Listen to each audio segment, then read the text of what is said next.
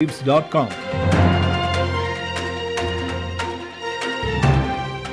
The news comes to you compliments of KFC. It's finger licking good. With the news, I am Ruth Wilson. Good evening. First, the highlights. The People's National Congress reform is adding more conditions for power sharing. Authorities are looking at various aspects of safety in the use of electric cycles and scooters. And in the region, Trinidad and Tobago's opposition and government are at loggerheads over a likely increase in the price of gasoline. Details of these and other stories, the international news from the BBC included in a moment. Planning to watch TV or listen to the radio or just enjoy a lime? Then grab a bucket of KFC finger-licking good chicken and enjoy the exciting taste of KFC and their branches on Vicindian Road, Mandela Avenue, Regent Street, Ink Street, Stabrook Square, Breedenhoop, Parika, Movie Town, or now at the Amazonia Mall at Providence. Now open from 9 a.m. to 10:30 p.m. You'll always be enjoying the great taste of KFC. It's finger-licking good.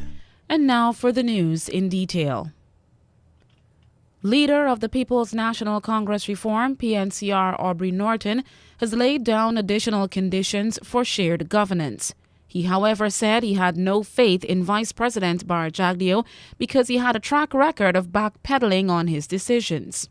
In an address and interaction with a large number of party faithful in New York, Mr. Norton said that first, he wants the People's Progressive Party civic-led administration to provide adequate funds to local councils in opposition strongholds such as Georgetown, Linden, and New Amsterdam.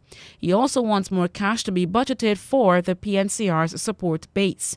The PNCR leader has already identified the need for a clean voters list as one of the conditions for discussing shared governance with the PPP.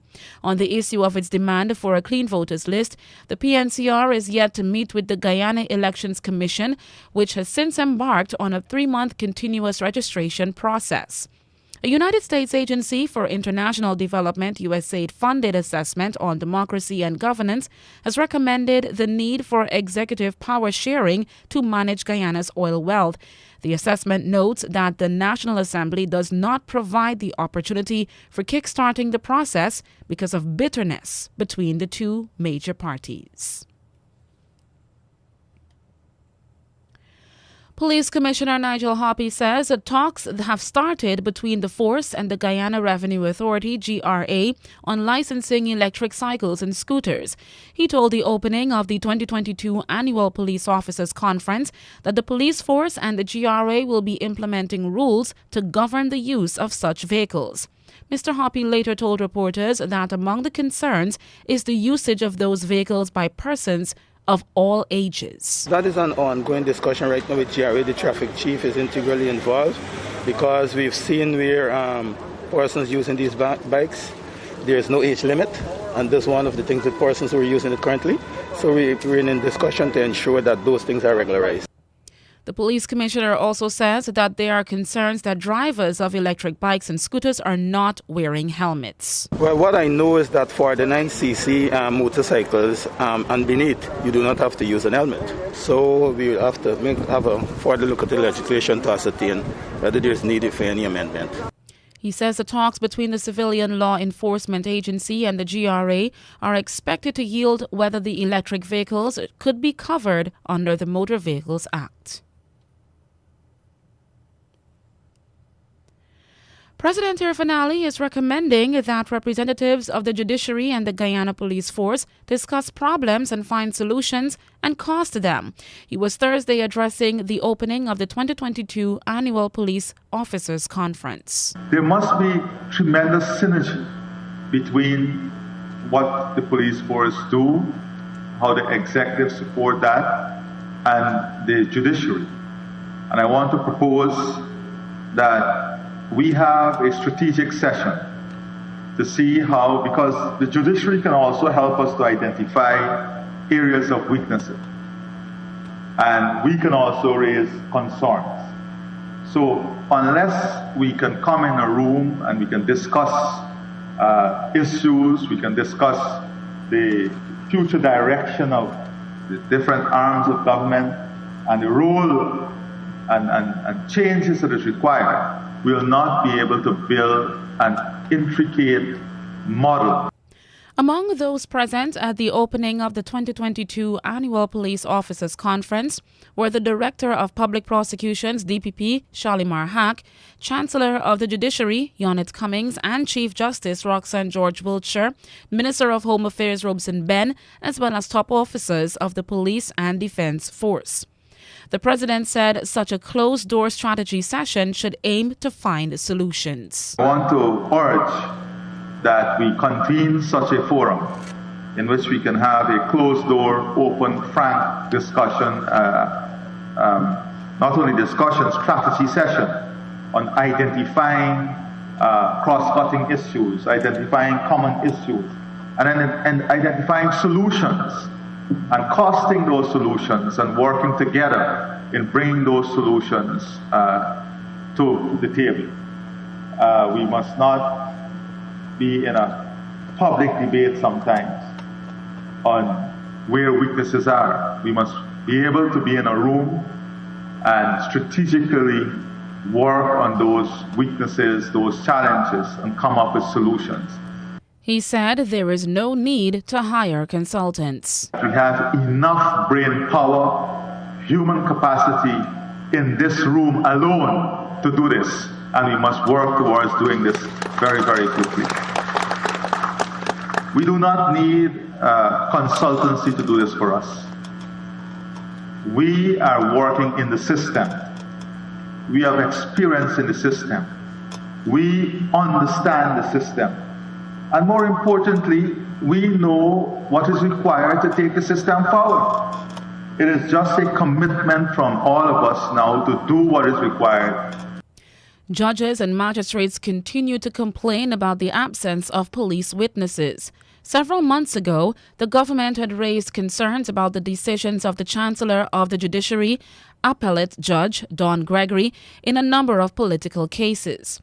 Accused persons on remand have for decades been complaining that they are on remand for years awaiting trials. The Federation of Independent Trade Unions of Guyana, FITUG, says it is time that the government approves the proposed national minimum wage. That amount that has been proposed unanimously 2 months ago by the National Tripartite Committee was $60,000 per month. But FITUG says since NTC Chairman Joseph Hamilton had said that proposed new minimum wage would have been taken to Cabinet, nothing else had been said. That umbrella trade union organization says that with the ongoing increase in prices, it is time to end the procrastination and approve the increase. The minimum wage was last increased in 2016.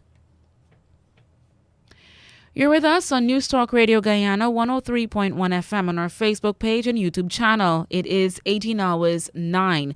We now turn to news in the region.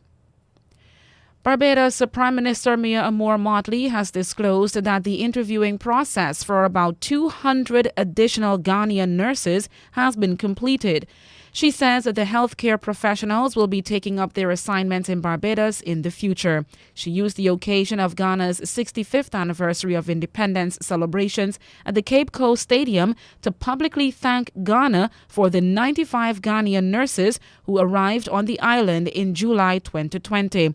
She says that the Ghanaian nurses have been making a difference in Barbados' health sector. Trinidad and Tobago's opposition, United National Congress, UNC, is condemning Prime Minister Dr. Keith Rowley for hinting that people may soon pay more for gasoline. Earlier this week, Dr. Rowley said the current high prices of oil on the world market would not insulate Trinidad and Tobago, as the country has been importing crude oil to refine it for export. Oil and gas prices have been fluctuating on the international market as a result of the Russian invasion of Ukraine on February 24.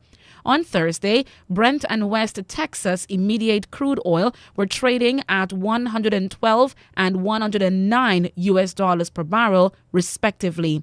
The Prime Minister also hints that the government may subsidize some of the fuel price increases. But UNC Senator Damian Lyder claimed these statements by Rowley were evidence of the government seeking to wage war on citizens.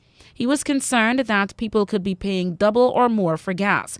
Lyder warned that any increase in gas prices could have a knock-on effect on other goods and services.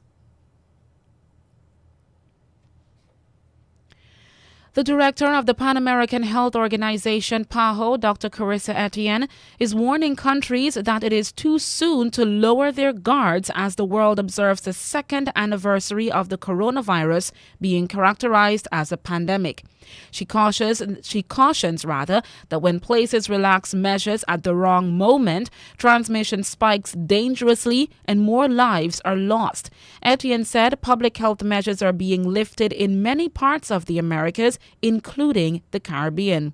The Dominican-born Etienne urged countries to base decisions on risk assessments and health data and to tighten public health guidance if cases go up.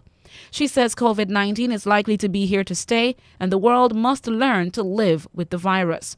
Reflecting on the past 2 years of the pandemic, Etienne said that the Americas has been hit harder than any other region in the world, with more than 2.6 million lives lost, half of all global deaths. The PAHO director said, warning that the pandemic is still a threat today, with countries experiencing record numbers of new infections during the Omicron wave, and the Americas accounting for 63% of new global cases in the first 2 months of 2022 alone. At 18:12, we now turn to international news from the BBC. BBC News with Sue Montgomery. Charities are warning of appalling conditions in the Ukrainian city of Mariupol, which is being besieged by Russian troops. The International Red Cross says many people have run out of food and water in freezing temperatures. Attempted evacuations have repeatedly failed as the bombardment continues. Richard Galpin reports. The ICRC team in Mariupol says people in the city are now fighting each other for food. Some have also been siphoning fuel from other people's cars. All the shops and pharmacies in the area have been looted. With no gas supplies and the temperature at night expected to drop to -5 Celsius, it'll be very difficult to keep warm. The ICRC team is warning that people are already starting to get sick. European Union leaders are meeting just outside Paris to discuss introducing tougher sanctions on Russia. They're addressing further ways of stopping the EU's reliance on Russian food and energy supplies, as well as boosting defence capabilities. The French President Emmanuel Macron said a ceasefire wasn't yet in sight. The facts are the following. Russia decided to launch a war. Russia is bombing Ukraine. Russia is bombing even civilians. And in parallel, you have a negotiations, but this negotiations is not ready to be concluded. So I don't see the ceasefire realistic in the coming hours, to be honest with you. The German Chancellor Olaf Scholz said the EU still needed to do everything possible to convince the Kremlin to end the war. The mayor of Kiev says close to 2 million people, nearly half of its population, have fled the city. Vitaly Klitschko said the Ukrainian capital had been turned into a fortress. The UN now says more than 2.3 million people across Ukraine have fled to neighbouring countries. Martin Griffiths is the UN Emergency Relief Coordinator. Those who have left Ukraine are the ones who have made an early decision that they can leave. Those remaining are often people who have no resources, who are left, obviously, stuck in places like Mariupol as well, and who are very, very seriously in need. It is a viral humanitarian situation and extremely difficult to get ahead of. Russian forces are edging nearer to Kiev, with reports of battles with Ukrainian troops for control of a main highway. The British government has imposed sanctions on 7 Russian oligarchs, including the owner of Chelsea Football Club, Roman Abramovich. Mr. Abramovich and 6 others, including his former business partner, Oleg Deripaska, are seen as closely connected to President Putin. The decision leaves the future of the Premier League side in doubt. The sale of the club is now on hold. World news from the BBC. The Russian President, Vladimir Putin, has said that sanctions against his country are not legitimate. He told a video conference of his ministers that Western leaders were deceiving their own people. He said that despite the US decision to ban Russian oil imports, his government would adhere to its obligations on global energy supplies. In other news, doctors in Sudan say 2 people have been shot dead as protests continue against military rule. Since last year's coup, at least 87 people have been killed and hundreds wounded. UN and African Union officials have warned the country is in grave danger. This report from Will Ross. It's clear that in Sudan there's an overwhelming desire for the military to leave power. The protests since October's coup have been relentless, but the army chief, Abdel Fattah al-Burhan, and his senior colleagues appear determined to stay in charge, and so protesters are facing bullets on the streets. An AU envoy has called for a resumption of the transition to civilian rule. Mohamed Labat urged civilian factions to iron out their differences and seek a consensus. He warned that if they remained split, power would stay with the Sudanese military. South Africa's President Cyril Ramaphosa has appointed Raymond Zondo as the country's new Chief Justice. Mr Zondo chaired an inquiry into endemic corruption under the previous President Jacob Zuma. The 4-year investigation into what's known as state capture brought to light damning allegations against government officials and the private sector.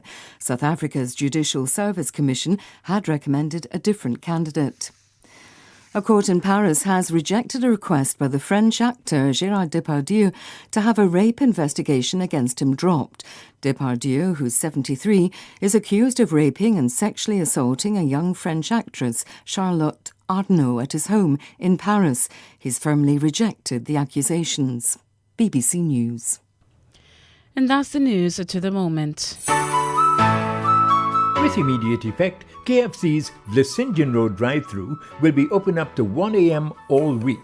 The Movie Town drive-thru will be open up to 1 a.m. on weekends and midnight Monday to Thursday. The Mandela Avenue drive-thru will be open until 1 a.m. on weekends and 11 p.m. Monday to Thursday. New opening times for KFC's drive-thrus at Vlissingen Road, Movie Town and Mandela Avenue. To end the news, there's a recap of the highlights. The People's National Congress reform is adding more conditions for power sharing. Authorities are looking at various aspects of safety in the use of electric cycles and scooters. And in the region, Trinidad and Tobago's opposition and government are at loggerheads over a likely increase in the price of gasoline. The news came to you compliments of KFC. It's finger-licking good.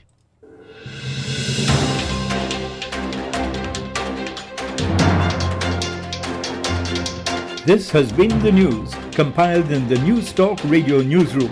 For ongoing updates, visit demerarawaves.com, and you can check facebook.com/demwaves and twitter.com/demwaves.